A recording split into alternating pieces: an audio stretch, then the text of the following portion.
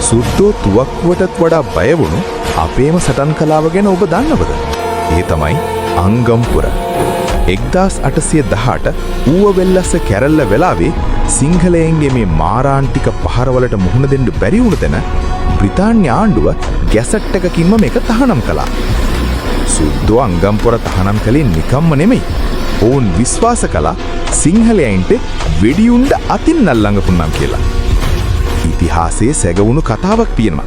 1818 දී එක ඉංග්‍රීසි ජෙනරාල් කෙනෙක් දැක්කලු අංගම්පොර ශිල්පියෙක් අඩි 10ක් උඩ පැනලා එන වෙඩිඋණ්ඩයක් කඩුවෙන් දෙකට කපනවා. මේක දැකපු බ්‍රිතාන්‍ය හමුදාව හිතුවේ සිංහලයෝ යක්කුවට ගිවිසුම් ගහලා අදෘශ්‍යමාන වෙලා පහර දෙනවා කියලා. ඒකයි යොවුන් වෙවුල මේ කලාව තහනම් කළේ. තුවක්කුවට පවා පරාජය කරන්න බැරි වුණු සුද්දන්ව පිස්සු වට්ටපුයේ ලේවුරුමය තාමත් අපේ ඇඟේ දුවනවා. වසර 200කට පස්සෙත් යටත් කරන්න බැරි වුණු හෙළයන්ගේ අභිමානය අංගම්පොර. සුද්දෝ තුවක්කුවටත් වඩා බය වුණු අපේම සටන් කලාව ගැන ඔබ දන්නවද?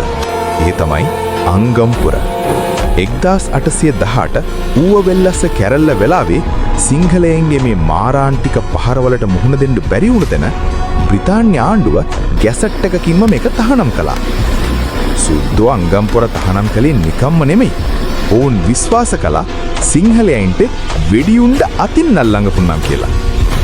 ඉතිහාසයේ සැගවුණු කතාවක් තියෙනවා. 1818 දී එක ඉංග්‍රීසි ජෙනරාල් කෙනෙක් දැක්කලු අංගම්පොර ශිල්පියෙක් අඩි 10ක් උඩ පැනලා එන වෙඩිඋණ්ඩයක් කඩුවෙන් දෙකට කපනවා. මේක දැකපු බ්‍රිතාන්‍ය හමුදාව හිතුවේ සිංහලයෝ යක්කුවට ගිවිසුම් ගහලා අදෘශ්‍යමාන වෙලා පහර දෙනවා කියලා. ඒකයි යොවුන් වෙවුල මේ කලාව තහනම් කළේ. තුවක්කුවට පවා පරාජය කරන්න බැරි වුණු සුද්දන්ව පිස්සු වට්ටපුයේ ලේවුරුමය තාමත් අපේ ඇඟේ දුවනවා. වසර 200කට පස්සෙත් යටත් කරන්න බැරි වුණු හෙළයන්ගේ අභිමානය අංගම්පොර.